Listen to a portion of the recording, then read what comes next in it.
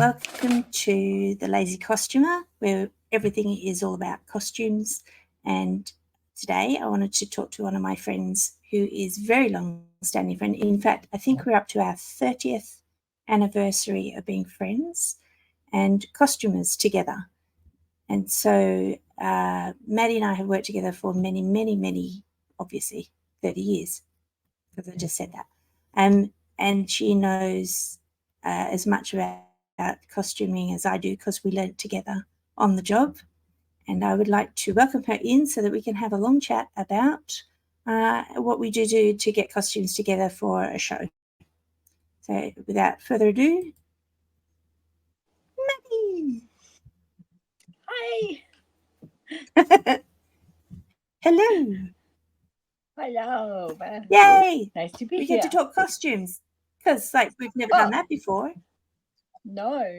Let's try that as an option. Yeah. So let's see. We should have a brief chat about who you are and what you do.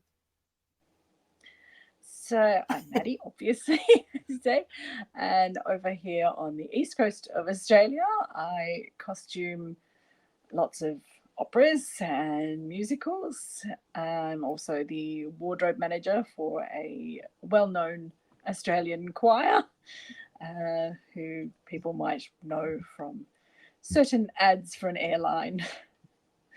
So that's how I keep busy.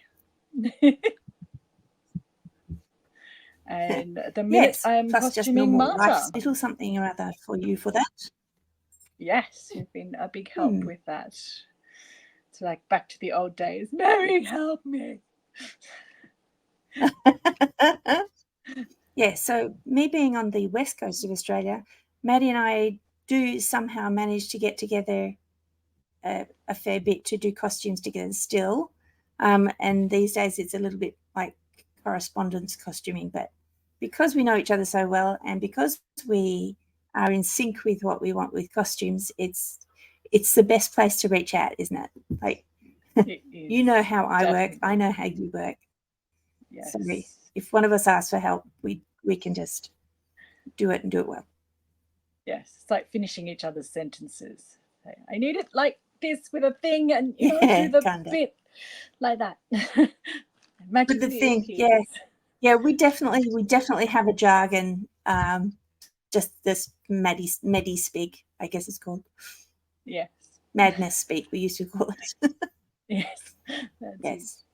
So almost 30 years ago, we started a business together called Mad Mess, because that was the way we worked, plus both our names. And since then, I've shifted over and I have other different businesses while I'm over here in Perth. But we still kind of work under the same sort of umbrellas each time anyway. Yeah. It's worked for this long. We don't see any reason to change it. Yeah. All right. So I think today we're going to be talking about how we put together a show, how we go about getting the costumes organised for a show, because we not only make costumes, but sometimes we do shows where we have to find costumes, or it's modern dress, which I'm probably not going to make anything for, or no, a bit of each, and everything depends on budget. How you do a show. Ideally, Maddy and I both much prefer to do historic costumes that we get to make all the costumes for, even if it kills us. Yes. If we end up in a crying pile at the orchestra pit. Yeah. Well, that also depends on the director and the production team and all that. Yeah. But yeah, let's talk about how we get a costume show on the go. And also what I've asked Maddy to do is write out a list of how she goes about it.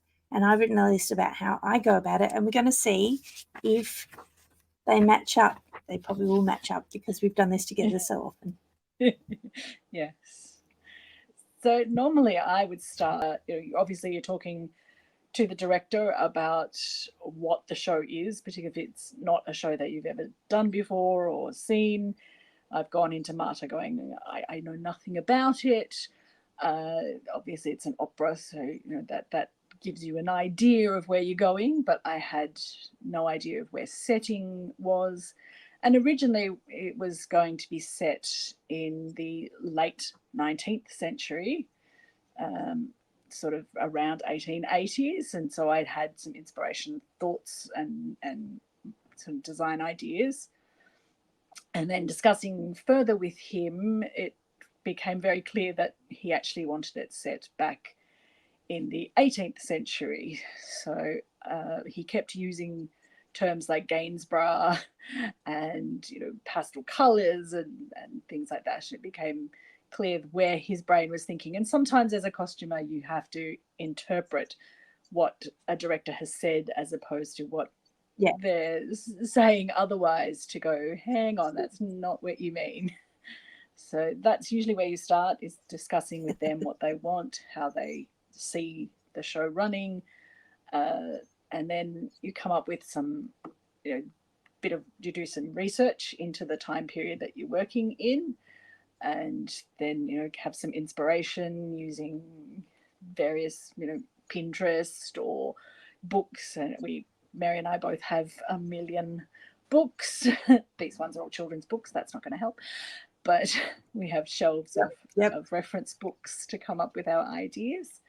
And then then we start doing our designs and and then searching out for the right fabrics and trims and all those things that you need to get to put into place. So that's usually my first sort of. So that you're looking for fabrics and trims that work with the time period that you're researching at the time.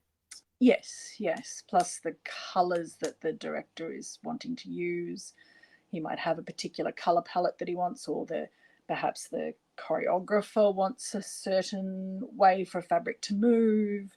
So you have to put all those things into your designs. And then if you're also speaking to the cast members who might go, well, I have a fabric sensitivity, or I'm going to need 47 pockets in this. You have to adapt. You have to adapt your designs to what is required for that performance. I think you pretty much do the same. Even if the costume in historical times would not have pockets there, you still have to make them because they need the props, so they need to put them in. Exactly. Sometimes this is not so that they can rest their hands in the pockets. No, this isn't about a simple hanky. This is props going, oh, suddenly she pulled a gun. Like, where from? Or, where did that come from? An entire bouquet of flowers needs to disappear. Oh, okay. Also, long sleeve, you mean then, right? Yes, and things and physical features as well. You might have an artist covered in tats. And if you're doing pantos, cream pies and things. Yes, exactly. So lots of things that you take into consideration when you're designing. Especially if you've got to get that costume up and running each night, that same costume, you can't make 20 costumes for a 20-day run. No. So you have to build in, like, if it's going to be damaged or dirtied or have a cream pie thrown at it, then you really have to work out what sort of fabric you can use, or maybe the density of the pattern, so you won't actually see it if it gets wet. Will that destroy the look of the thing? The costuming Carmen, I had to have replaceable panels in the front because she has to get blood all over it each night, and so you have to be able to rip those bits out, wash them, put them back in. Oh, right. So, oh, right. You have to think of did you double engineering thing. No, I literally had false panels that I were popped in. Did you make two and then just? Yes. There were two interchangeable just in case. Oh, right. There was matinees and evening performances, so it wouldn't have gotten wet. It wouldn't have gotten dry in that time. I like when you were talking about the director, sometimes you have to interpret what they're talking about. And one of my favourites has always been, can you do it in Victorian?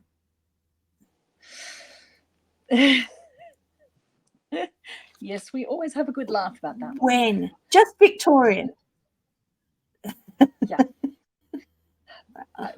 Yeah. Which of 63 Anyway. years do you want to cover? That's for another discussion. Yeah. Yes. I know. So after you've talked to the actors and the director and things, I think the next thing you do is measure up the cast. Well, yes. Yeah. Measure up the cast. Well, go to rehearsals, because I think you need to see what's happening, because sometimes I have something pictured in my head and then I go to rehearsals and I realize that they're moving quite differently to the way I would have structured a costume for them, or there's far more activity, like, physical work that they're doing that I hadn't realized. So Yes. roundabout then I either go to rehearsals or measure up the cast. Or realize that the quick change is actually only 4.5 seconds, not the 4 songs that you'd thought was going to cover you.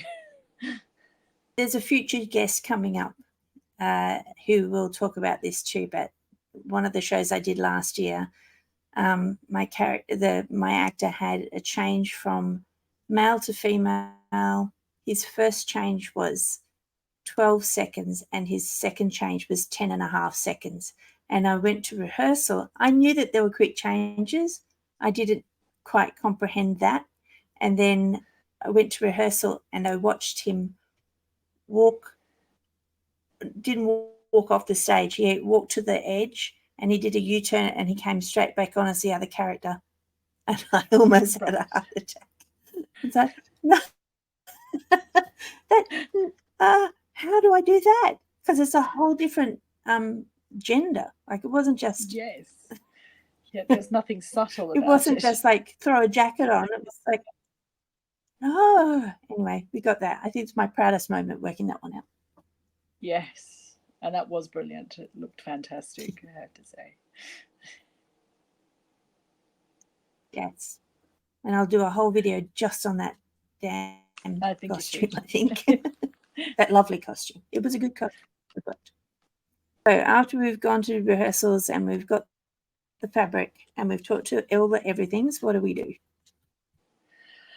Then we're drafting, and drafting, cutting out, sewing together your base costumes, and then onto fittings, which is another ball game altogether. Well, yeah.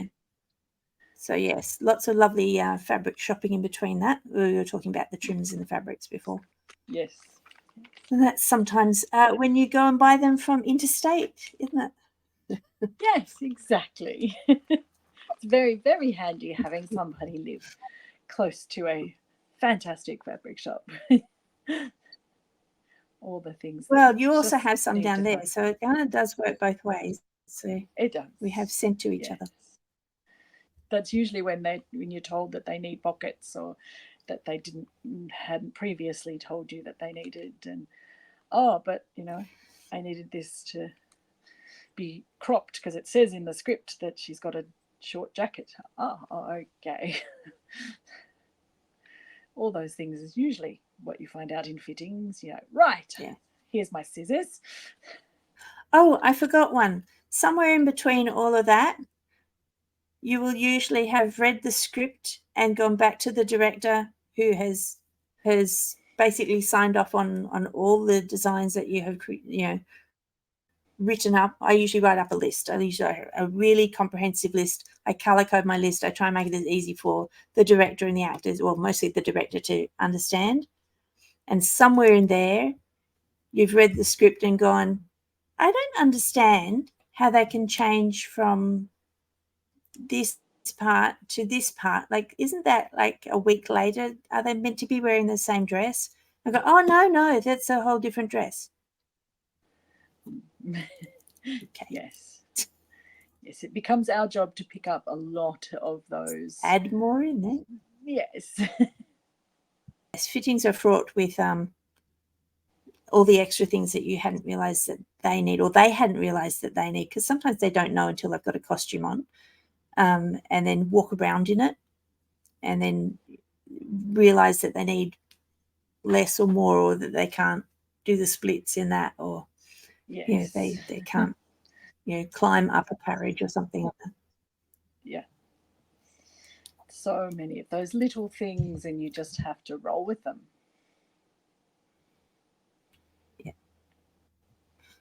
Yeah. So then you go back to your workroom and you do lots and lots of readjusting and organising and making it fit. Yes. Adding all the bits that you hadn't remembered, and then finding boots that no one told you about. That's the one. Those lovely sorts of things. Oh, and then there's a little bit of a ease tension session with your best friend online, so that you can that's very very important step. Very very talk about all those things. There's usually the breakdown as well, that I'm really bad at my job, please tell me I'm good. That bit, yeah. I don't know what I'm doing. Imposter syndrome. That's the one. Yes.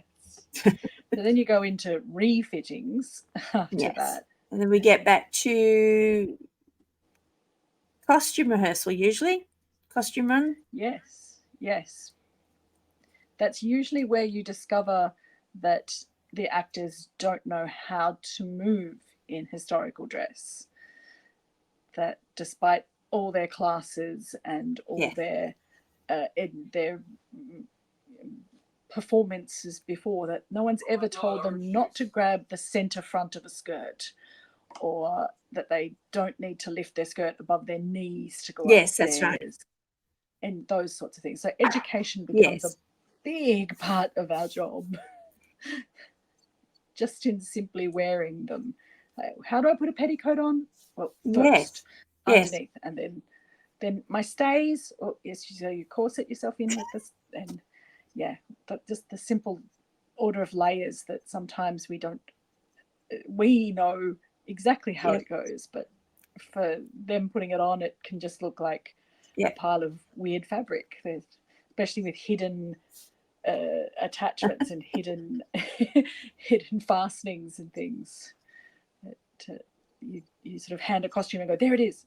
Okay, this is how it has to be worn. Just so you don't even think about it sometimes. I think you more than anyone has told me, like, Mary, you have to be at costume run, like the first one. You have to be at the first dress rehearsal. And I have learnt the hard way that you are absolutely correct, because I am often guilty of giving someone a costume. I've put all the effort in and I've put all the research in, but haven't maybe imparted that to someone else, or assumed that they would know exactly how to wear that costume, and then given it to them and maybe not seen them at dress rehearsal.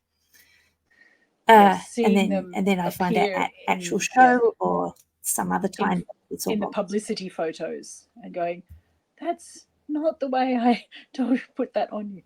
You find something very wrong. I remember I was doing Cosy, not Cosy fan tutte, but Cosy, and it's set in the 70s, and the girl who was helping me, we went out, we found a perfect tie-dye t-shirt, but it was from the 70s, so it had the right sort of arm stripping on the ribbing on the edges, and it was actually from the 70s and looked perfect. We got him a pair of the main character. We got him a pair of flared jeans. We had it all down schmick. He had his hair reasonably of the era, and I gave him that costume because that was something I didn't think needed explanation. Turned out that he wore it untucked, like you would today. And he just looked like he walked in his ordinary clothes and done a show. Like, oh, no. And all he had to do was tuck it in and make it look tidy, and maybe sweep his head to the side. He would look so very 70s. And he didn't. And I honestly didn't think that was going to be a hard one. But I knew how it was meant to look, and I forgot to explain that. Grr.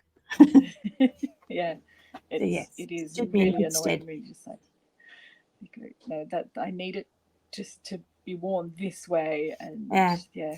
So after all of that, have we finished once we've got up to the actual show? No, we have not finished. We have ongoing repairs. We have ongoing alterations as cast, particularly if it's a long run, a cast who might be pregnant and changing shape. We have, people that damage a costume no matter how many times you repair it. Man from Muckin' springs to mind. We have then upkeep of the costumes, simple things like washing and just even spot cleaning and dry cleaning and getting it prepared for the next performance or the next week of performances. I work with touring companies, so in between it's, the zip broke, you need that replaced before we head off on the next show. And it's going to be done in half an hour or things like that. So yeah, our job is never simple. And then even when the show's over, it's all the cleaning, boxing up, getting them ready for storage. Yeah, it's never easy. Do not do this job if you want an easy life or a neat house. Yeah. Yeah. Yes. I still have costumes in the laundry that still need washing from last year. I did a few shows together, so that's my fault. Yeah. Yeah. Anyway, I think that's kind of it, isn't it? That's kind of how we do a whole thing, a whole show. Yes, there are bits in there that are some bits that are purely unique to the way we work, and there's bits that we've not put in because they're entirely just us. But that's pretty much the basic way to come up with a costume. I mean, other people will have a mountain of team of workers that they can just go, here, come, this is sew this up, and people who are just specialists in ballet costumes or things like that. But when it's just you and I, that's the way we work. Look, Sherry. Look, Sherry. Yes. If anyone's interested in the way we put together our measurement charts and our, I always put together a costume list that I work on, like a working costume list that changes as I go. So if anyone's interested in that sort of thing, if you want to make a comment about that, we could maybe put together either how we do that. We could do a little video on the detail of how we do that, or we can just I can create the documents and show you what that looks like, I guess. Yeah, that would be a good addition. I do expect to see Maddy more often than not on here because we do work so closely together. We both know exactly what each other's thinking on costumes, and it's good fun to chat to someone who does costumes the same way that I do costumes. One day we should be brave and do a before and after to see how far as costumers we've come. So maybe people don't get discouraged when they make something and go, oh no, that's terrible. That you grow and you develop and you learn. So early Maddy Mary and current Maddy Mary. Yes. That's a good idea. 97 or whatever it was. Not that I don't still adore our Elizabethan fairies. I still love them. Oh my goodness. Our fit and our finishing touches. Well, we can do that. But for today, I think we might finish here. So we both have other costumes and things to do. So we've got to get back to work. Yes. But it's been lovely talking to you. I've got lots to do. And good fun. I love you. You do. You have a massive day tomorrow. All right, bye. See ya. As I said, if you want to ask about anything that we've just talked about then, or you want to see any of the documents that we tend to put together, let me know in the comments below. I will try and show you, like I could maybe do a video on that, or I could maybe link the documents somehow so that you have a chance to download them yourself if you think that would be helpful. But that's it for now, and I'll catch you very soon on another video. Cheers.